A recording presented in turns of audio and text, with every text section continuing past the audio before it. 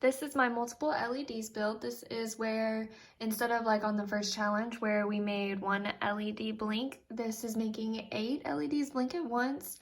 But we're also, I guess, testing the sequences, making them light up at a certain time.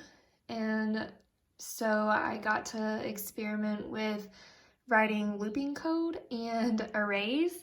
And so on the code, you'll see that this one is pretty extensive. It's really long.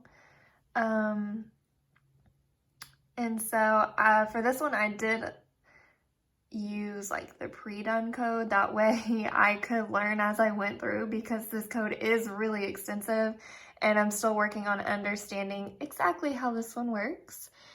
But I do know that it is very similar to the first build. We just added 7 more blinking LEDs and the build was pretty extensive. I learned that I needed to put in my little resistors first, then build the LEDs, and then add the wires, just because for my sanity of the little pieces first. That helped building just a little bit easier.